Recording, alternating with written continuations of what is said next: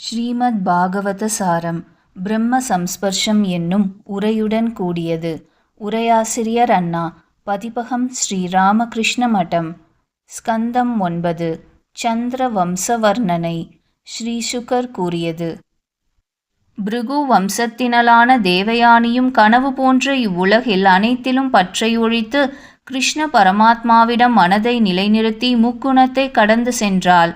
பாரதனாகிய பரீட்சித்தே, நீ உதித்துள்ள வம்சம் எதுவோ அந்த வம்சத்தில் ராஜ ரிஷிகளும் பிராமண ரிஷிகளும் தோன்றியுள்ளார்கள். அந்த பூரு வம்சத்தை பற்றி கூறுகிறேன் கேள். பூருவுக்கு ஜனமேஜயன் பிறந்தான். ஜனமேஜயனுடைய குமாரன் பிராச்சின்வான் என்பவன். பிராச்சின்வானிடம் பிரவீரன் பிறந்தான். அவனுக்கு நமஸ்யு. அவனிடமிருந்து சாருபதன் பிறந்தான். அதிலிருந்து 8வது தலைமுறையில் ரந்தி சாரனுக்கு புத்திரர்களாக சுமதி, துருவன், அப்ரதிரதன் என 3 தோன்றினர். அப்ரதிரதன் புத்திரன் கண்வன். கண்வனுக்கு புத்திரன் மேதாதிதி. மேதாதிதிக்கு பிறந்த பிரஸ்கந்தன் முதலிய புத்திரர்கள் வேதியர்கள் ஆயினர். சுமதிக்கு ரைபியன் புத்திரன். ரைபியனுக்கு துஷ்யந்தன் புத்திரன்.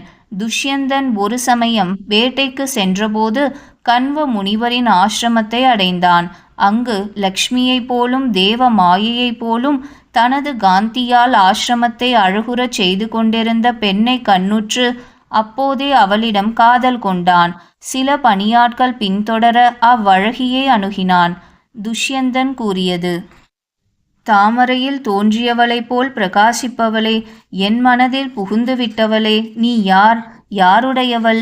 மனித நடமாட்டமில்லாத இவ்வனத்தில் இங்கு உன்னால் விரும்பப்படுவது யாது?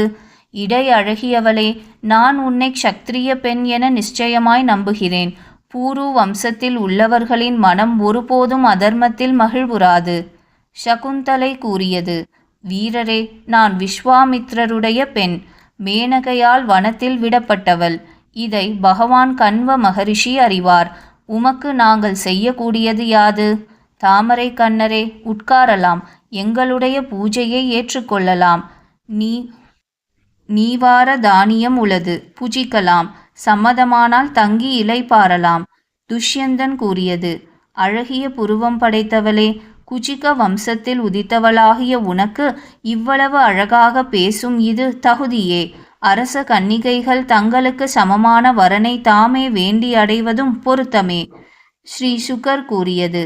அவள் சம்மதம் தெரிவித்த பின் இடத்திற்கும் காலத்திற்கும் தகுதியை அறிந்தவனான துஷ்யந்தன் கந்தர்வ முறைப்படி சகுந்தலையை விவாகம் செய்து கொண்டான். மறுநாள் காலை தனது நகரம் சென்றான். நாளடைவில் அவள் புத்திரனை பெற்றாள். கண்வ மகரிஷி வனத்தில் உச்சிதமான கிரியைகளை குமாரனுக்கு செய்வித்தார். அச்சிறுவன் சிங்கங்களை கட்டி போட்டு விளையாடலானான். விஷ்ணுவின் அம்சத்தின் பகுதியால் தோன்றியவனும் மீற முடியாத பராக்கிரமம் பொருந்தியவனுமாகிய அவனை அழைத்து கொண்டு அந்த பெண்ணரசி கணவனிடம் சென்றாள். அப்படி வந்த குற்றமற்றவர்களான மனைவியையும் மகனையும் அரசன் ஏற்றுக்கொள்ள மறுத்தபோது எல்லோரும் கேட்கும்படி ஆகாயத்திலிருந்து அசரீரி வாக்கொன்று பின்வருமாறு பேசிற்று. துஷ்யந்தா, புத்திரனை ஏற்று காப்பாற்று. சகுந்தலையை அவமதிக்காதே. நீதான் இந்த கர்ப்பத்தை தரிக்கச் செய்தவன். சகுந்தலை சத்தியத்தையே பேசுகிறாள். தந்தை காலம் சென்றபின் அப்பரதன் புகழ்மிக்க சக்கரவர்த்தியாய் விளங்கினான். விஷ்ணுவின் அம்சத்தால் உண்டான அவனுடைய மகிமை பூவுலகு எங்கும் பாடப்படுகிறது. பரத மகாராஜனுக்கு தத்து புத்திரனான விததனுக்கு மன்யு என்றவன் புத்திரன். அவனிடம் தோன்றியவர்கள் பிருகக்ஷத்திரன், ஜெயன், மகாவீரியன், நரன், கர்கன் என்பவர்கள். நரனுடைய புத்திரன் சங்கிருதி. பாண்டு நந்தனா, சங்கிருதியின் புத்திரர்கள் குருவும் ரந்தி தேவனும். ரந்தி தேவனுடைய புகழ் இவ்வுலகிலும் மேலுலகிலும் பாடப்படுகிறது. ஒரு சமயம் பஞ்சகாலத்தில் பொருளனைத்தும் செலவாகிய பின்னும் கிடைக்க கிடைக்க கொடுப்பவனும் பசியால் வாடியவனும் ஏதுமற்றவனாயினும் தீரனும் குடும்பத்துடன் வருந்துபவனும் ஆகிய அவனுக்கு, அதாவது ரந்தி தேவனுக்கு இவ்வாறாக 48 நாட்கள் கழிந்தன. பின்னர் காலையில் சிறிது நெய்யும் பாலும் கலந்த கஞ்சியும் தீர்த்தமும் கிடைத்ததை அருந்த விரும்புகையில் குடும்பத்தின் துன்பத்தை நினைத்து வருந்துபவனும் பசியாலும் தாகத்தாலும் உடலில் நடுக்கம் ஏற்பட்டவனுமாகிய அவனை நாடி ஒரு பிராமணன் அதே சமயத்தில் அதிதியாக வந்து சேர்ந்தான். விஷ்ணுவையே எங்கும் பார்ப்பவனாகிய அவன் ஸ்ரத்தையுடன் உபசரித்து அந்த பிராமணனுக்கு அவ்வுணவை அளித்தான். அவன் அதை உண்டுவிட்டு சென்றான். ராஜன்னு பின்னர் குடும்பத்தில் மற்றவர்களுக்கென பங்கு வைத்திருந்ததில் தனக்கு அளிக்கப்பட்டதை அருந்த எண்ணியபோது மற்றொருவன் வந்து சேரவே விஷ்ணுவை மனதால் நினைத்து அந்த மனிதனுக்கு அந்த பங்கை அளித்தான். அந்த மனிதன் சென்றதும் மற்றொரு அதிதி நாய்கள் பின்தொடர வந்து சேர்ந்தான்.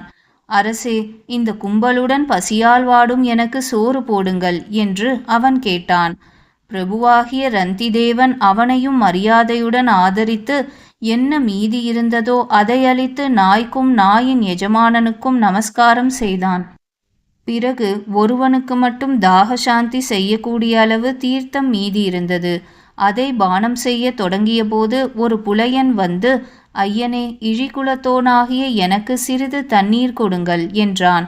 கீர்த்திமிக்க ரந்திதேவன் அவனுடைய தீனமான சொல்லை கேட்டு மிகவும் வருந்தி பின்வருமாறு அமுதத்துக்கு ஒப்பான மொழிகளை கூறினான். நான் ஈஸ்வரனிடமிருந்து சிறப்புமிக்க அஷ்ட ஐஸ்வர்யங்களுடன் கூடிய கதியையோ மோட்சத்தையோ விரும்பவில்லை. உடல் படைத்த எல்லோரும் எதனால் துன்பம் நீங்கியவர்கள் ஆவார்களோ அங்கனம் அவர்கள் உள்ளத்தில் நின்று அவர்களுடைய துன்பத்தை ஏற்றுக்கொள்ள விரும்புகிறேன். உயிர் வாழ விரும்பும் ஒரு எளிய ஜீவனுக்கு ஜீவாதாரமான நீரை அளிப்பதால் என்னுடைய பசி, தாகம், களைப்பு, உடலின் தள்ளாமை, எளிமை, வாட்டம், சோகம், வருத்தம், மோகம் இவை யாவும் நீங்கும். கருணையே இயற்கையாக கொண்ட தீரனாகிய அவ்வரசன் இவ்வாறு கூறிவிட்டு நீர் வேட்கையால் மரண தருவாயிலிருந்த அந்த புலையனுக்கு தன்னிடமிருந்த குடிநீரை கொடுத்தான். விஷ்ணு மாயையால் மாறு வேஷங்களில் பிராமணனாகவும் மனிதனாகவும் புலையனாகவும் தோன்றியவர்களும் பலனை விரும்புவோருக்கு வேண்டிய பலனை அளிப்பவர்களும் உலக நாயகர்களுமாகிய மும்மூர்த்திகள் தங்களுடைய உண்மை வடிவில் ரந்தி தேவனுக்கு காட்சியளித்தனர். அப்போது அவனோ பற்றற்றவனாய் ஆசையற்றவனாய் அவர்களுக்கு நமஸ்காரம் செய்துவிட்டு பகவான் வாசுதேவனிடத்திலேயே வேறு நாட்டமின்றி பக்தியுடன் மனத்தை செலுத்தினான். ராஜன்னு, வேறு விருப்பமின்றி ஈஸ்வரனையே பற்றாக மனதில் கொண்ட அவனுக்கு கடுமையான மாயை கனவு போல் மறைந்தது. ரந்தி தேவனுக்கு பின் அவனுடைய வம்சத்தில் உதித்தோர் அவனுடைய உறவின் பெருமையால் எல்லோரும் யோகிகளாகவும் நாராயண பக்தி மிக்கவர்களாகவும் ஆயினர். பரத மகாராஜனுக்கு தத்து புத்திரனான விததரின் மைந்தன் மன்யு, மன்யுவின் மைந்தர்கள் பிருகக்ஷத்திரன் முதலிய ஐவர். பிருகக்ஷத்திரனுடைய சந்ததியில் தோன்றியவன் குரு. அவனுடைய பல தலைமுறைகளுக்கு பின் தோன்றியவன் பிரதீபன். பிரதீபனுக்கு தேவாபி, சந்தனு, பாஹ்லிகன் என்று 3 குமாரர்கள். பாஹ்லிகனிடம் சோமதத்தன் பிறந்தான். சோமதத்தனுக்கு பூரி, பூரிஸ்ரவஸ், சலன் என்று 3 குமாரர்கள். சந்தனுவுக்கு கங்காதேவியிடம் ஆத்ம ஞானியாகிய பீஷ்மர் தோன்றினார். அவர் தர்மம் தெரிந்தவர்களுக்கெல்லாம் சிறந்தவரும் மகாபாகவதரும் தீர்க்கதரிசியும் வீரர் கூட்டத்தின் தலைவரும் ஆகியவர். பரசுராமரும் யுத்தத்தில் இவரால் மகிழ்விக்கப்பட்டார். செம்படவனால் வளர்க்கப்பட்ட சத்யவதி என்ற பெண்ணிடம் சந்தனுவுக்கு விசித்திர வீரியன், சித்ராங்கதன் என 2 குமாரர்கள் தோன்றினர். இளையவனான சித்ராங்கதன் அதே பெயர் கொண்ட ஒரு கந்தர்வனால் கொல்லப்பட்டான். இதே சத்யவதியிடம் கன்னி பருவத்தில் பராசரரின் தவமகிமையால் ஹரியின் அம்சமாக தோன்றியவர் வேத ரக்ஷகரான கிருஷ்ண துவைபாயன முனிவர். இவரிடம்தான் நான் இதை அத்தியனம் செய்தேன். பகவான் பாதராயணர் தமது மாணவர்களாகிய பைலர் முதலியவர்களை விட்டு புத்திரனும் சாந்தனுமான எனக்கு அதி ரகசியமான இதை கூறினார். விசித்திர வீரியன் பீஷ்மரால் ஸ்வயம்வரத்தில் பலாத்காரமாக கொண்டுவரப்பட்ட காசி ராஜனுடைய புத்திரிகளான அம்பை, அம்பாலிகை இருவரையும் மணந்து கொண்டான். அவர்களிடம் மனம் பற்றியிருந்த விசித்திர வீரியன் க்ஷய ரோகத்தால் பீடிக்கப்பட்டு இறந்தான். புத்திர பேரின்றி இறந்து போன சகோதரனாகிய அவனுடைய மனைவிகளிடம் பாதராயணர் தாயின் சொல்படி திருதராஷ்டிரனையும் பாண்டுவையும் விதுரனையும் பிறக்கச் செய்தார். திருதராஷ்டிரனுக்கு காந்தாரியிடம் 100 புத்திரர்களும் துச்சலை என்னும் பெண்ணும் பிறந்தார்கள். அவர்களுள் மூத்தவன் துரியோதனன். சாபத்தால் ஸ்திரீ சங்கம் தடுக்கப்பட்டிருந்த பாண்டுவுக்கு குந்தியிடம் தர்மன், வாயு, இந்திரன் இவர்களுடைய அருளால் யுதிஷ்டிரன் முதலிய 3 மகாரதர்கள் பிறந்தனர். அஸ்வினி தேவர்களின் அருளால் மற்றொரு மனைவியாகிய மாத்ரியிடம் நகுலனும் சகாதேவனும் பிறந்தார்கள். திரௌபதியிடம் பாண்டவர் 5 உனது பித்ருக்களாகிய 5 புத்திரர்கள் பிறந்தனர். உனது பாட்டனுக்கு சுபத்ரையிடம் உனது பிதாவாகிய அபிமன்யு பிறந்தான். அவன் அதிரதர்களையெல்லாம் ஜெயம் கொண்ட வீரன்.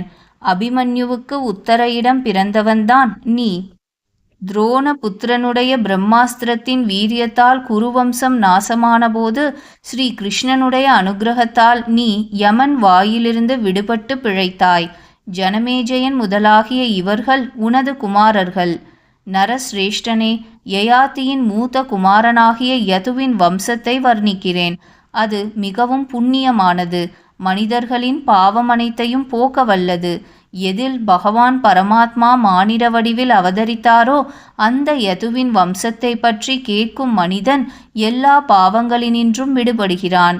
யதுவுக்கு சஹஸ்ரஜித், குரோஷ்டு, நலன், ரிபு என 4 புத்திரர்கள் பிரசித்தி பெற்றவர்கள். அவர்களுள் முதல்வனுடைய புத்திரன் சதஜித். இவனுடைய சந்ததியார் மாதவர்கள், விருஷ்ணிகள், யாதவர்கள் என பல பிரிவாய் ஆயினர். யதுவின் புத்திரனாகிய குரோஷ்டுவுக்கு விருஜினவான் புத்திரன். விருஜினவானுக்கு ஸ்வாஹிதன் குமாரன்.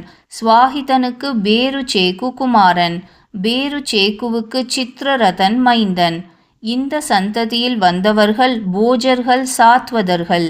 பல தலைமுறைகளுக்கு பின் தோன்றியவன் தேவமீடன். தேவமீடனுக்கு சூரன் பிறந்தான். சூரனுக்கு மாரிஷை என்பவள் மனைவி. அந்த மாரிஷையிடம் களங்கமற்ற 10 புத்திரர்களை அடைந்தான். அவர்கள் வசுதேவன், தேவபாகன், தேவஸ்ரவன், ஆனகன், சிருஞ்சயன், ஷியாமகன், கங்கன், அனீகன், வத்சகன், விருகன் என்றவர்கள். எவர் பிறந்தபொழுது தேவ துந்துபிகளும் ஆனக வாத்தியங்களும் முழங்கினவோ, எவர் பகவானுடைய அவதார ஸ்தானமோ அந்த வசுதேவரை ஆனக துந்துபி என கூறுகின்றனர். பிருதை, ஸ்ருததேவை, ஸ்ருதகீர்த்தி, ஸ்ருதஸ்ரவஸ், ராஜாதி தேவி என்று 5 பெண்கள் இவருடைய சகோதரிகள். பிதாவாகிய சூரன் தனது நண்பன் குந்தி என்பவன் குழந்தை அற்றவனாக இருந்ததால் அவனுக்கு பிருதையை வளர்ப்பு பெண்ணாக கொடுத்தான். அவள் பணிவிடையால் மகிழ்விக்க பெற்ற துர்வாசரிடமிருந்து தேவர்களை அழைப்பிக்கும் வித்யையை பெற்றாள். பொய்க்காத பராக்கிரமமுடைய உனது பிரபிதாமகனாகிய பாண்டு மகாராஜர் அவளை விவாகம் செய்து கொண்டார். ஸ்ருத தேவையை காருஷனாகிய விருத்த கர்மா விவாகம் செய்து கொண்டான். ரிஷி சாபத்துக்கு ஆளான திதிபுத்திரன் அவளிடம் தந்த வக்திரன் என்ற புத்திரனாக தோன்றினான். ராஜாதி தேவியை ஜெயத்சேனன் மணந்து அவளிடம் விந்தன், அனுவிந்தன் என்ற அவந்தி நாட்டினராய் விளங்கிய 2 புத்திரர்களை பெற்றான். சேதி ராஜனாகிய தமகோஷன் ஸ்ருதஸ்ரவஸை விவாகம் செய்து கொண்டான். அவனுக்கு அவளிடம் சிசுபாலன் பிறந்தது பேசப்படுகிறது. பௌரவி, ரோஹிணி, பத்ரை, மதிரை, ரோச்சனை, இலை, தேவகி முதலியவர்கள் ஆனக துந்துபி என பெயர் பெற்ற வசுதேவருடைய மனைவிகள். வசுதேவர் தேவகியிடம் 8 புத்திரர்களை பெற்றார். அவர்களுள் 8வதாக விஷ்ணு தாமே தோன்றினார். ராஜன்னு, மகா பாக்யசாலியும் உமது பாட்டியுமாகிய சுபத்ரையும் அவர்களுக்கு பிறந்தவள். எப்பெப்போது தர்மத்திற்கு குறைவும் பாவத்திற்கு ஏற்றமும் ஏற்படுகிறதோ அப்போது பகவானும் ஈஸ்வரனுமாகிய விஷ்ணு தன்னையே சிருஷ்டித்து கொள்கிறார். யதா யதேஹ தர்மஸ்ய க்ஷயோ விருத்திஸ்ச பாப்மனஹ ததா து பகவான் ஈஷ ஆத்மானம் சிருஜதே ஹரிஹி. ராஜன்னு, ஈசனும் பரனும் சாட்சியும் ஆத்மாவும் ஆகிய இவருக்கு தம் மாயையன்றி ஜென்மத்திற்கும் கர்மத்திற்கும் வேறு காரணம் எதுவும் இல்லை. கலியுகத்தில் பிறக்கப் போகும் மக்களின் துக்கத்தையும் சோகத்தையும் அஞ்ஞானத்தையும் போக்குவதும் புண்ணியம் மிக்கதுமான தனது கீர்த்தியை பக்தர்களை அனுகிரகிக்கும் பொருட்டு விஸ்தாரப்படுத்தினார். பிரியமான புன்முறுவலாலும் பார்வையாலும் கம்பீரமான பேச்சாலும் லீலா விலாசங்களாலும் அவயவங்கள் அனைத்தின் கவர்ச்சியாலும் வடிவழகாலும் மானிட உலகை மகிழ்வித்தார். மகர குண்டலங்களால் அழகிய செவியும் பிரகாசிக்கும் சிறந்த கன்னமும் ஹாஸ்ய விலாசமும் கூடியது அவருடைய முகமண்டலம். அவரை காண்பதே நித்யோத்சவம். அவருடைய அழகை கண்களால் பருகிய ஆடவரும் பெண்டீரும் மகிழ்வு பொங்கியும் திருப்தி அடையாமல் கொட்டும் இமையை கோபிப்பவர் ஆயினர். தேவ ரூபத்துடன் பிறந்து மனுஷ்ய ரூபத்துடன் தந்தை வீட்டிலிருந்து ஆயர்பாடி சென்று அங்குள்ளவர்களுடைய காரியங்களை கூட்டுவித்து எதிரிகளை அழித்து பல மனைவிகளை அடைந்து அவர்களிடம் நூற்றுக்கணக்கான புத்திரர்களை பெற்று பரம புருஷன் மக்களிடம் வேத மார்க்கத்தை விஸ்தாரப்படுத்தி யாகங்களால் தன்னையே பூஜித்தார். கௌரவர்களிடை விளைந்த பூசலை நிமித்தமாய் கொண்டு போரில் அரசர் கூட்டத்தை கண்பார்வையாலேயே அழித்து அதிகமாயிருந்த பூபாரத்தை போக்கி அர்ஜுனனிடம் ஜெயகோஷம் செய்து உத்தவருக்கு தத்துவத்தை உபதேசித்து தமது பதத்திற்கு எழுந்து அருளினார். குறிப்பு: அர்ஜுனா, எவன் எங்கும் சுகமாயினும் துக்கமாயினும் தன்னை உபமானமாக கொண்டு சமமாக பார்க்கிறானோ அந்த யோகிதான் சிறந்தவன் என்பது துணிபு. இது கீதாச்சாரியன் வாக்கு. இங்கனம் பரமஹம்சரான வியாச புத்திரர் உபதேசித்ததும் 18,000 ஸ்லோகங்கள் அடங்கியதும் ஹயக்ரீவ பிரம்ம வித்யை எனப்படுவதுமான ஸ்ரீமத் பாகவத மகாபுராணத்தில் 9வது ஸ்கந்தம் முற்றும்.